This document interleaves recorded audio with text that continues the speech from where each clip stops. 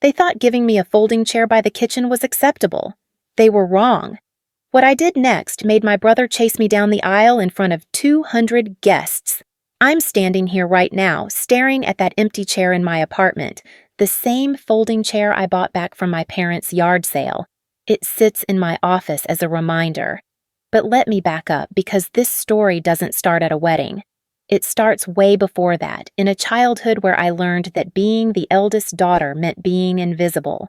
If you've ever been treated like you don't matter at a family event, you'll understand why I did what I did.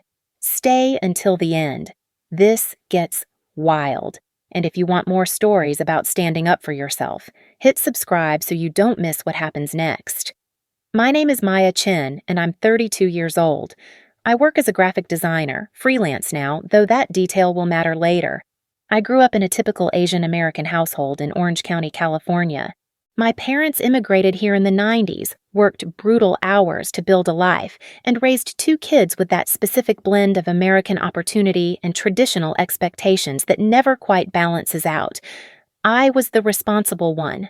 The one who got good grades without being asked, who helped translate documents at the dinner table when I was 7, who understood without being told that my job was to make things easier for everyone else.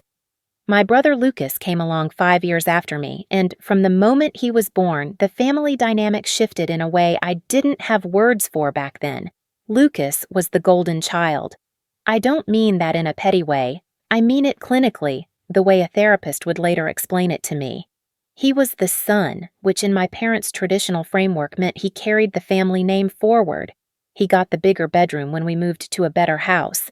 He got the new laptop for school while I used the hand-me-down. When I wanted to do a summer program in graphic design at UCLA, the answer was no, we couldn't afford it. 6 months later, Lucas got sent to an expensive basketball camp because boys need physical outlets. I loved my brother. That's the complicated part. He was funny and smart, and when we were kids, we were close. But somewhere around high school, I started noticing the pattern. My achievements were expected. Of course, Maya got straight A's. Of course, she got into a good state school. Lucas's achievements were celebrated. He made honor roll. Let's go out to dinner. He got into USC. Let's throw a party. When I was 21, I had a chance to do an internship in New York with a design firm. It was unpaid, but it was the kind of opportunity that launches careers. I remember sitting at the kitchen table with that acceptance letter, my hands shaking with excitement. My mom looked at it, then at me, and said, "How would you pay rent? Who would help me with Lucas while Dad works late?" Lucas was 16. He didn't need help. But I stayed. I took a local job, moved back home after college, and told myself it was temporary. I watched Lucas go off to USC, watched my parents beam with pride at his business school acceptance. I watched them co-sign his student loans, help him with rent for his apartment near campus, buy him a car so he could network properly. When I asked if they could help me with a down payment on a small condo I'd been saving for 3 years, my dad said, "You'll get married eventually. Your husband will provide housing. Lucas needs to establish himself." I was 28 when Lucas graduated with his MBA. He landed a position at a tech startup in Santa Monica, the kind of place with kombucha on tap and ping-pong tables that pretends it's not working you 70 hours a week. He was good at it, I'll give him that. Lucas had always been charming, the kind of person who walks into a room and people just like him. I was still freelancing, still helping my parents with bills when they came up short, still being the person everyone called when something needed to be fixed or handled or dealt with. I wasn't bitter, or I told myself I wasn't. I was just tired. Then Lucas met Stephanie Morrison. Stephanie was everything my family thought they wanted for Lucas. She came from old money. Not tech money, but real estate and investment money, the kind that's been around for 3 generations. Her parents had a house in Palos Verdes with an ocean view, memberships at clubs where the initiation fee cost more than my car. She went to Stanford, worked in venture capital, and had the kind of effortless confidence that comes from never having to worry about anything. I met her at their 6-month anniversary dinner. Lucas had been talking about her constantly, and I was genuinely happy for him. I wore my nicest dress, brought a bottle of wine I'd researched carefully, and showed up with an open mind. Stephanie was beautiful, polished, and immediately dismissive. Not in an obvious way, she was too well bred for that. It was in the small things, the way her eyes glazed over when I mentioned I was a freelance designer. Oh, that's nice. Are you looking for something more stable? The way she touched Lucas's arm possessively when I told a childhood story about us. The way she changed the subject every time I spoke. Lucas didn't notice, or he pretended not to.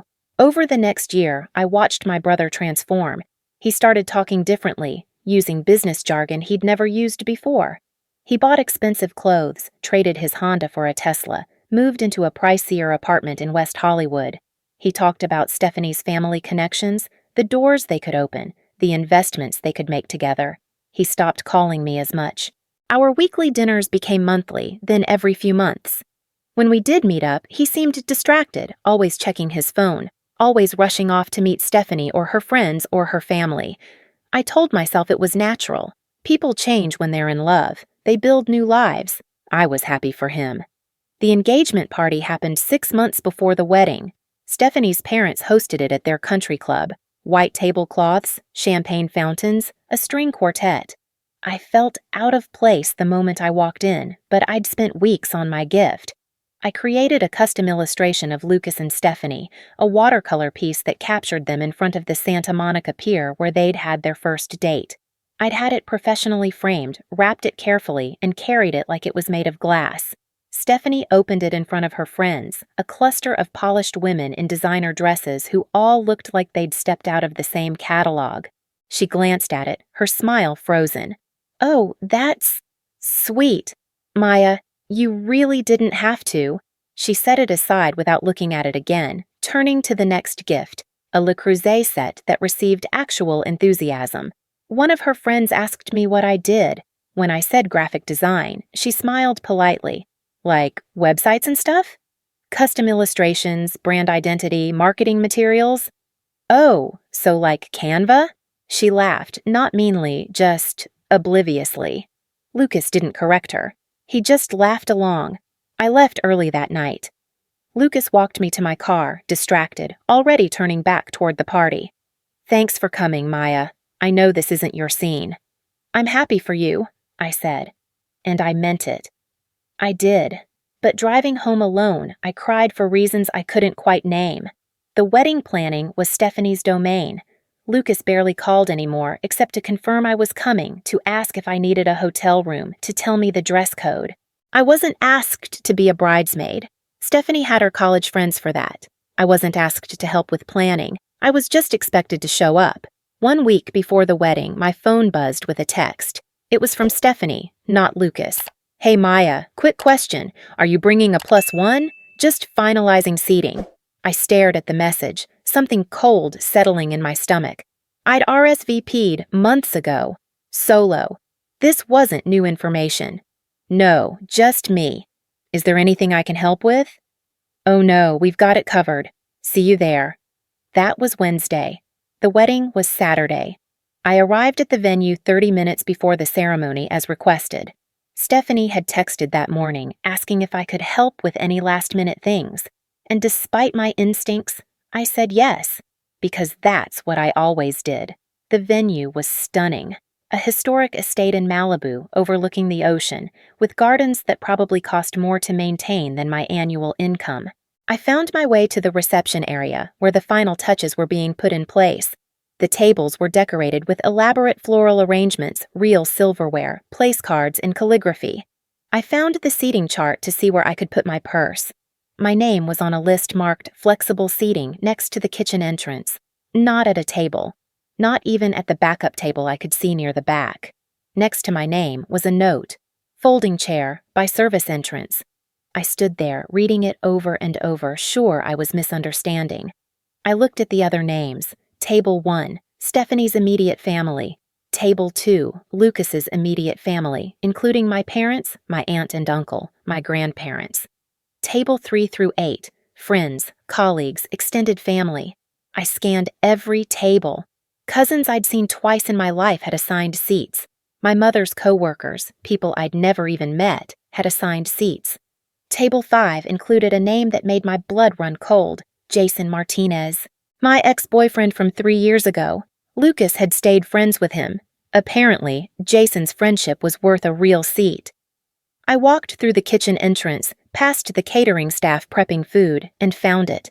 A single folding chair, the cheap metal kind, set up next to a decorative screen that partially hid it from view. You could hear the kitchen noise from here. You could smell the food being prepared. This was my seat at my brother's wedding. I stood there for a long time, my gift in my hands. A Tiffany picture frame with a family photo of me, Lucas, and our parents from 10 years ago, back when we were still close. I'd spent $200 I didn't really have on it because I wanted Lucas to remember where he came from. I walked back through the venue, past the elegant tables, past the place cards with names of people who mattered, and up to the bridal suite. I knocked, probably harder than I should have. Lucas opened it, half dressed in his tuxedo, his groomsmen behind him, laughing about something.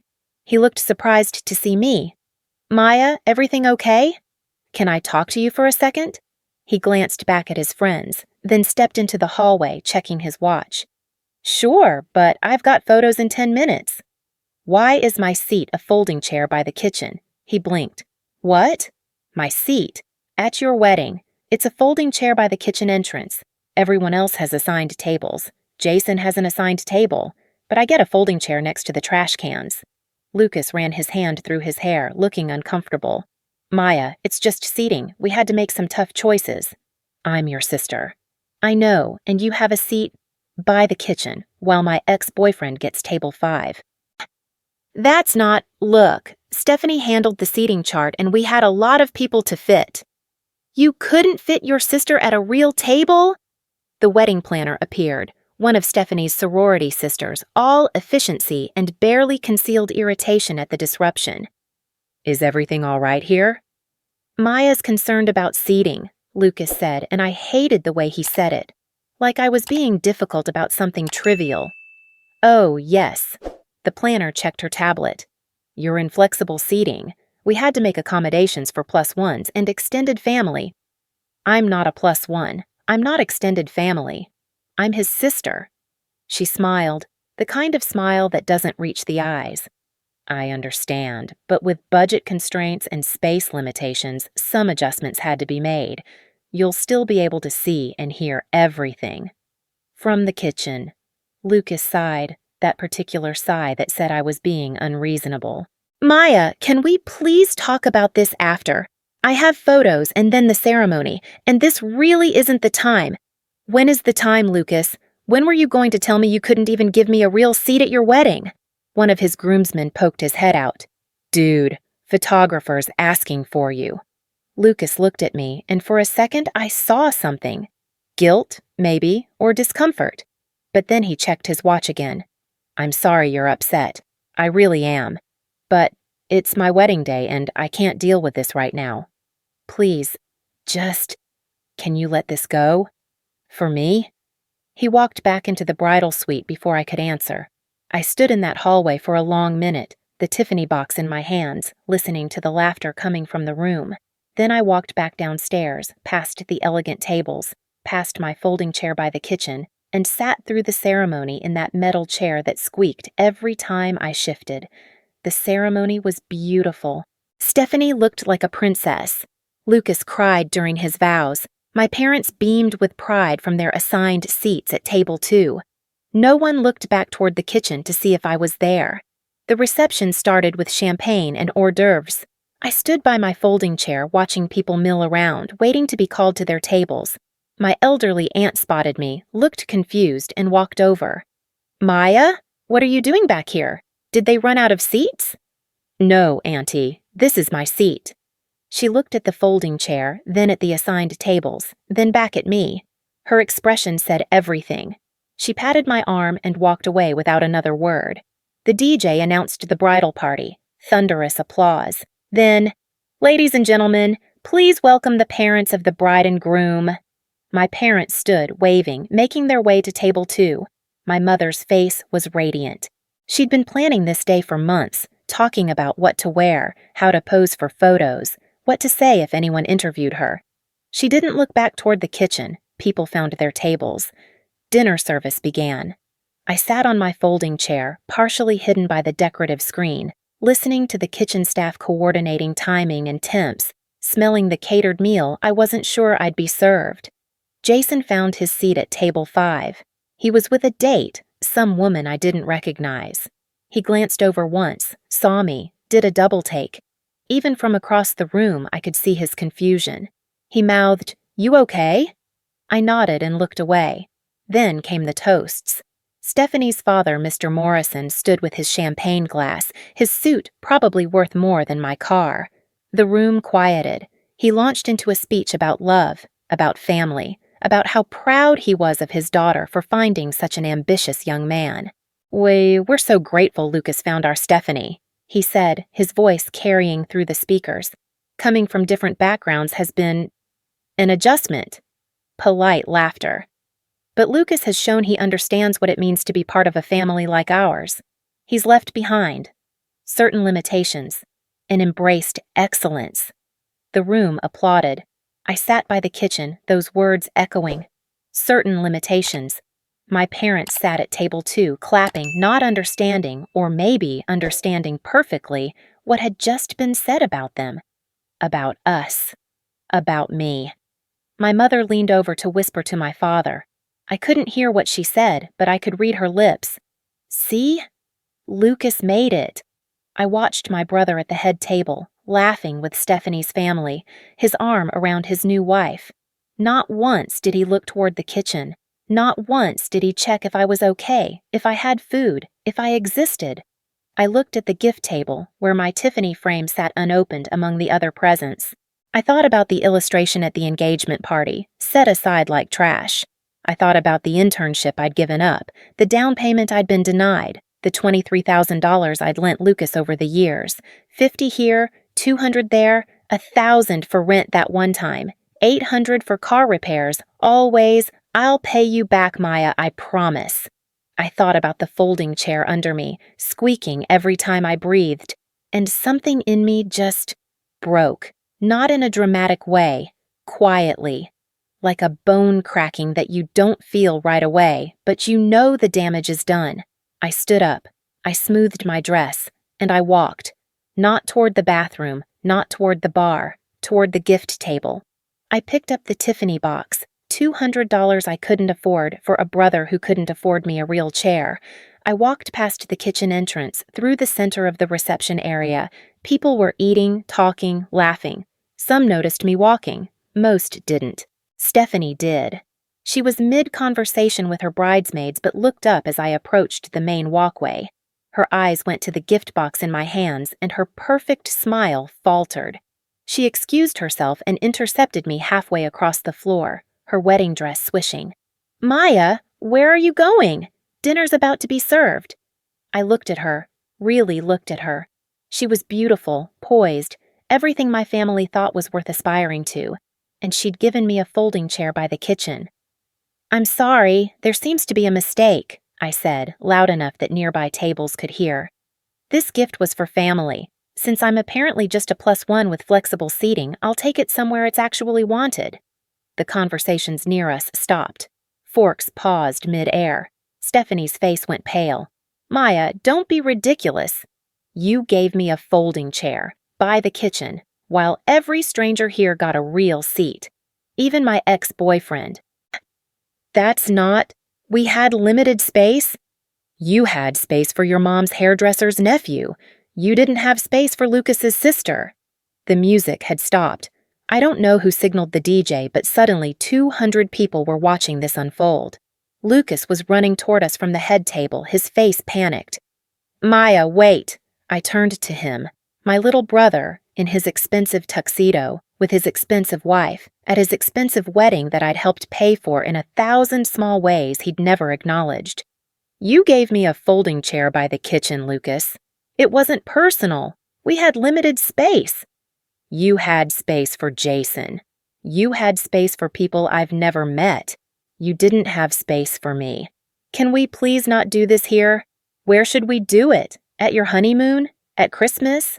When exactly were you planning to explain why your sister wasn't worth a real seat at your wedding?" People were openly staring now. Phones were probably recording. Stephanie looked like she wanted to disappear into her dress. Lucas's face was red. "You're ruining my wedding over a chair?" And there it was. The thing I'd needed to hear to know I was making the right choice. "I'm not ruining anything," I said, calm now, clear. "I'm just no longer participating in my own erasure." I walked toward the exit. Lucas followed me, his groomsmen trying to hold him back, but he shook them off. We got to the parking lot, the ocean breeze carrying the sound of confused murmurs from the reception behind us. "You're being dramatic," he said. "You've always been so sensitive." "I gave up my college fund for your MBA. My voice wasn't shaking anymore. It was steady. "I worked 2 jobs so you could do unpaid internships. I lent you $23,000 you never paid back. I put my life on hold so you could have yours. And you couldn't save me a real seat at your wedding." He stopped, really stopped. Maybe hearing the number out loud made it real. I thought you understood. Stephanie's family, they're more important than yours. I get it now, I really do." "That's not what I meant." "It's exactly what you meant. You made a choice about what matters more. Congratulations on your marriage, Lucas. I hope it's worth what you gave up." I got in my car. He stood there in his tuxedo in the parking lot of his expensive wedding, and for the first time in our lives, I drove away from him. My phone started ringing before I got to the highway. Mom, Dad, Lucas, my aunt, cousins. I turned it on silent and kept driving. I woke up Sunday morning to 47 missed calls. My phone had been on silent all night, but the notifications had piled up like a digital avalanche. Mom, Dad, Lucas, various relatives, even a few numbers I didn't recognize. There was one voicemail from Lucas, left at 2 in the morning. "Maya, please come back. We can fix this. Call me. I'm sorry." His voice was thick, like he'd been drinking or crying or both.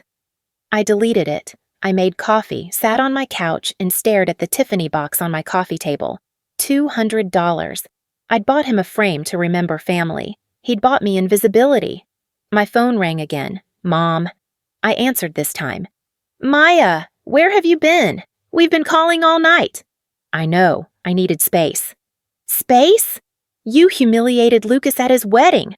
How could you do that to your brother?" I closed my eyes. "Did you see where he put me, Mom? It's just a seat. You're being so sensitive about a seat. It wasn't just a seat. It was by the kitchen. Every stranger there had better treatment than me. Did you even notice I wasn't at your table?" Silence. Long enough that I knew the answer. "We thought you were with friends," she said finally, her voice smaller. "What friends, Mom? I wasn't in the wedding party. I wasn't asked to help. I was given a folding chair and told to be grateful." "Family sacrifices for each other, Maya. You should understand." "I do understand. I've been sacrificing my whole life." "What did Lucas sacrifice? What did you sacrifice for me?" "Don't talk to your mother like that. We gave you everything." "You gave Lucas everything. You gave me the job of making sure he could have everything." She was crying now. I could hear my father in the background asking what was happening. "We need to have a family meeting, tomorrow, 6 o'clock. Your father's insisting." "Fine, but I'm bringing receipts." I hung up before she could ask what I meant. The rest of Sunday, I organized every text message, every Venmo transaction, every bank transfer I'd made to Lucas over the past 5 years. Rent money when his startup wasn't paying yet. Car repairs. That time, his landlord threatened eviction and he needed first, last, and deposit for a new place. The loan for furniture when he moved in with Stephanie. Books for his MBA program. $50 here, $200 there, $1,000, $800, $5,000 that one terrible month. Total $23,472. I had screenshots of every promise to pay me back, every "I'll get you next month," every "once this deal closes, I'll pay you back everything." That night, my childhood friend Rachel called. We'd been close in high school, drifted apart in our 20s, but stayed connected on social media. "Maya, oh my God, I just saw Emily's TikTok." My stomach dropped. "What TikTok?" "Emily Chen. She was at the wedding. She posted about what happened. It's It's going viral. I opened TikTok, found Emily's account. There it was, a video of her speaking directly to camera, overlaid text reading, "The wedding where the sister got a folding chair by the kitchen." She told the whole story, the seating chart, the ex-boyfriend with a real table, me walking out with the gift, Lucas chasing me, 2.3 million views, 15,000 comments. I scrolled through them, my heart pounding. This is why I went no contact with my family. The ex getting better seating is insane. Golden child judge scapegoat dynamics are so real. I need updates on this immediately. That sister deserves better WTF. Some comments were critical. Why was she still living off family anyway? Both sides probably messed up, but they were drowned out by the overwhelming support. Rachel was still on the phone. "Maya, are you okay?" "I don't know," I said honestly. "I didn't want this to go public." "Emily didn't use your real name. She just said, 'the sister,' but people who were there know it's you." "Great. For what it's worth, reading those comments, you're not crazy. What they did was messed up." After we hung up, I went down the rabbit hole. The video had been stitched and shared across platforms. People were analyzing it, relating their own family trauma stories, tagging friends with, "Remember when your family did this?" Monday morning, I went to the family meeting with my folder of receipts and a calm I didn't entirely feel. My parents' house felt the same as always, the same floral couch, the same photos on the wall, Lucas's achievements prominently displayed while my college diploma sat in a drawer somewhere. Lucas was already there, sitting at the kitchen table, looking exhausted. No Stephanie. Mom made tea, nobody drank. Dad sat with his arms crossed. "Maya," Dad started, his voice stern in that way that used to make me feel small. "You embarrassed this family. You embarrassed your brother on the most important day of his life. Did you see where he put me? It was just a seating arrangement." "No." I opened my folder, pulled out a printout of the seating chart I'd photographed. "This was a statement. Everyone else got a real table. I got a folding chair by the kitchen. Like I was an afterthought." Mom reached for the paper, studied it, her face tightening. "I'm sure it wasn't intentional." "It was completely intentional. Stephanie made that seating chart. Lucas approved it." Lucas finally spoke, his voice hoarse. "I didn't think it would be that bad. We had so many people, and Stephanie said—" "Stephanie said what?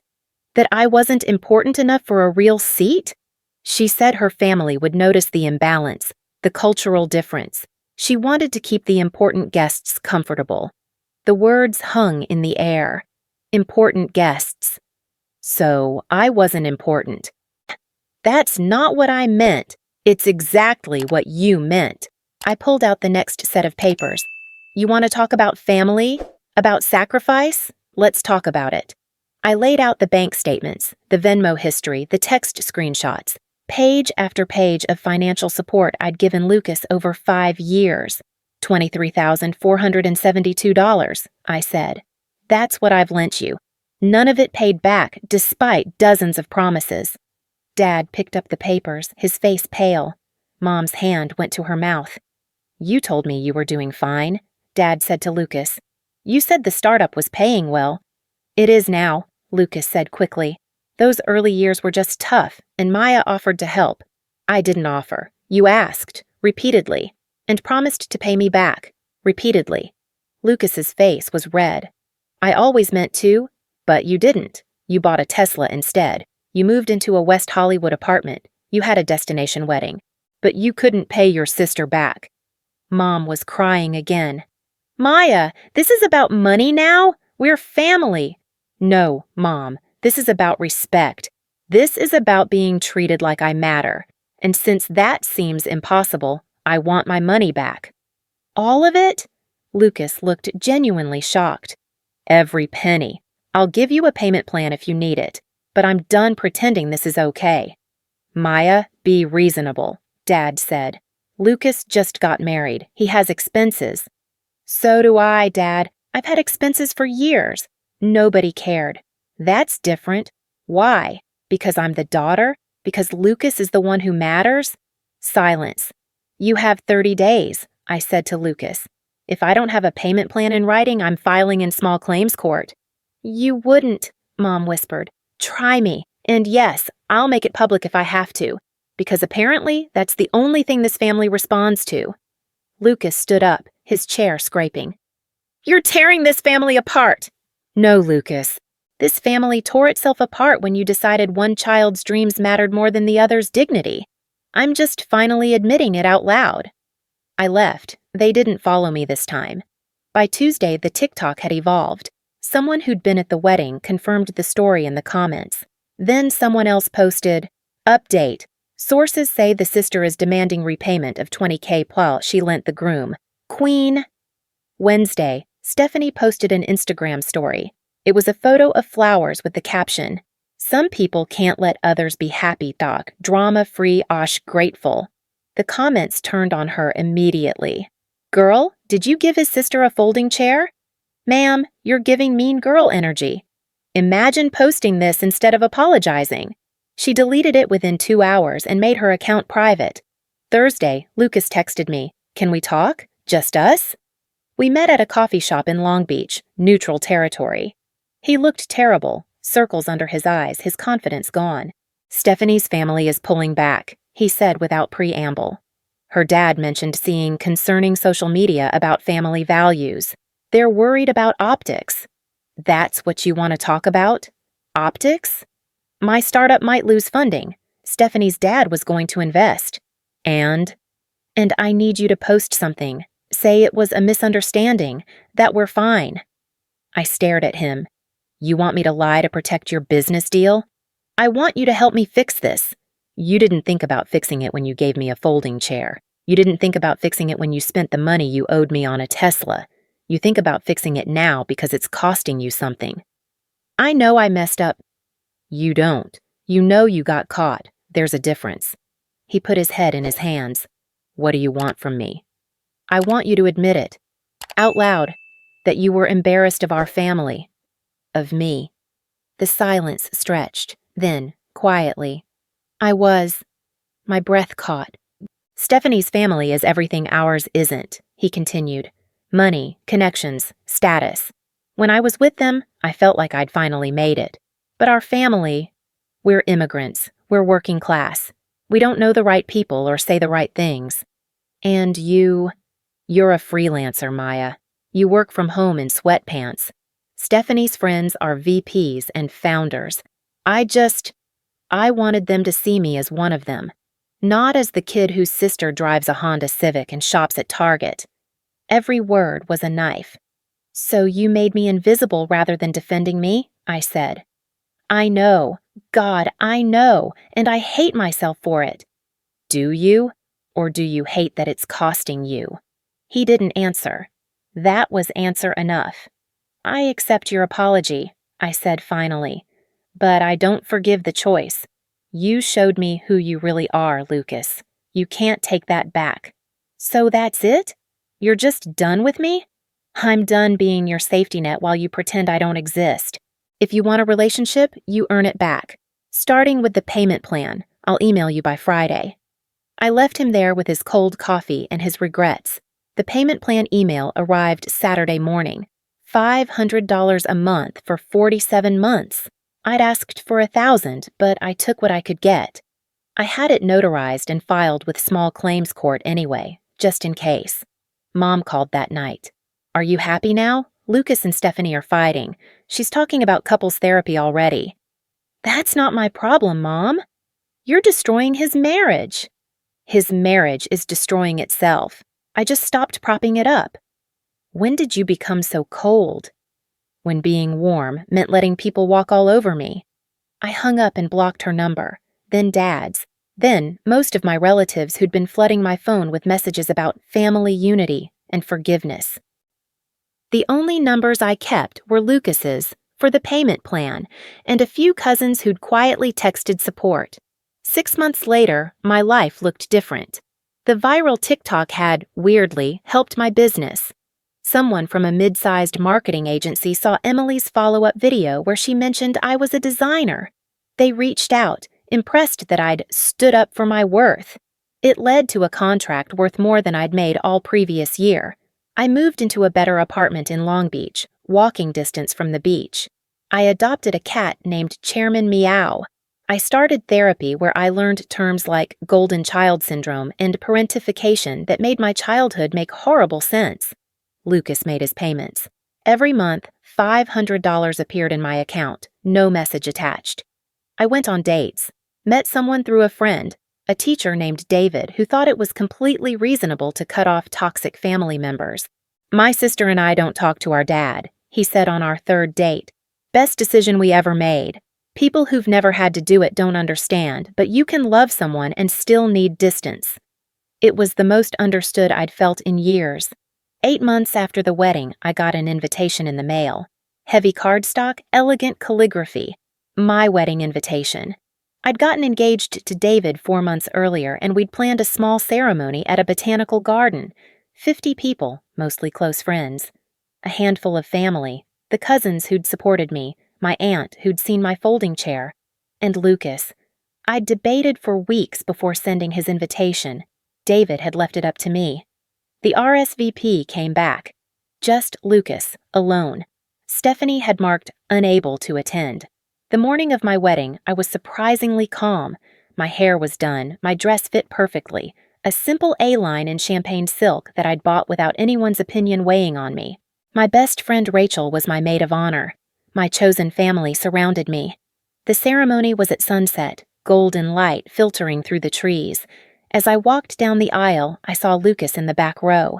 He was alone, in a suit that looked too big, his eyes red. David's vows made me cry. My vows made everyone cry. We were surrounded by people who'd chosen to be there, who loved us not for what we could provide, but for who we were. At the reception, where everyone had assigned seats at real tables, I saw Lucas standing alone near the bar. I walked over. "You came," I said. "I wouldn't miss it." His voice was rough. "You look happy." "I am." "I'm sorry. Really sorry. Not because of the money or the social media stuff. Because I hurt you. I know. Is there a way back from this?" I thought about it. About the folding chair, the years of sacrifice, the $23,000. About the fact that he was here alone because his wife couldn't be bothered. About the monthly payments that kept coming. "Not the way we were before," I said honestly. "But maybe something new, if you're willing to put in the work." I really am." "Then we start there, slowly."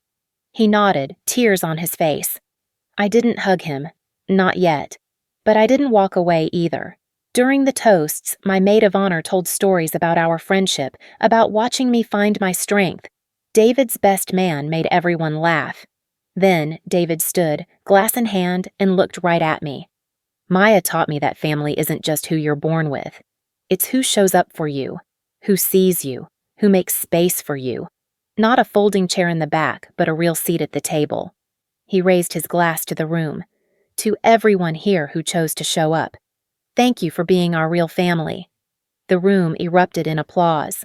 I looked around at the faces, friends who'd supported me, cousins who'd believed me, David's family who'd welcomed me without question, and Lucas, in the back, clapping slowly, understanding maybe for the first time what he'd lost and what he'd have to rebuild. Later, when most guests had left and we were just family and close friends, Lucas approached me again. "I need to tell you something." "Okay." "Stephanie and I are separating. We're starting therapy, but it's not looking good." "I'm sorry." "Don't be.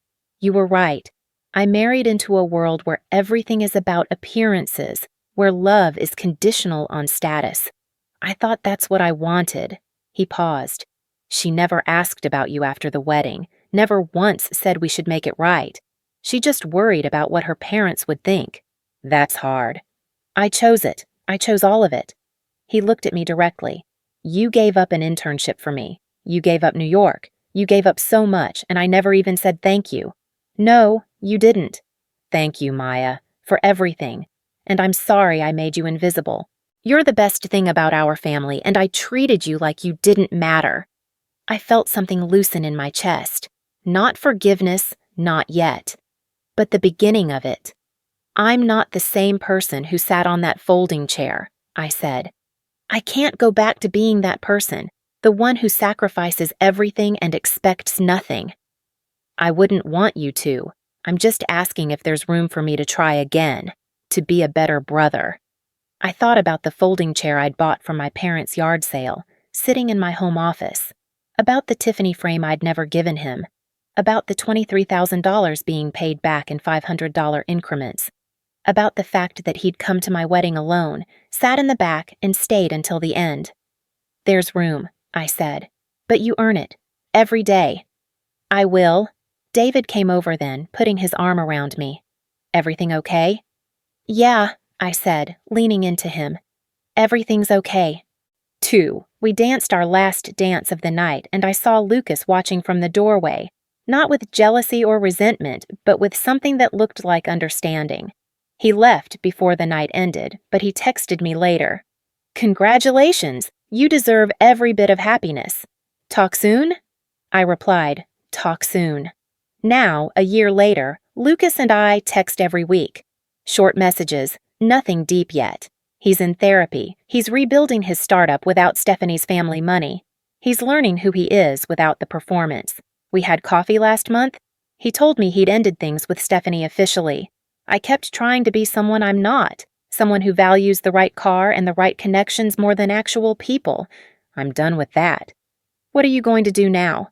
Figure out who I actually am, without trying to impress anyone. That's good. I'm starting by paying you back faster. I got a second job.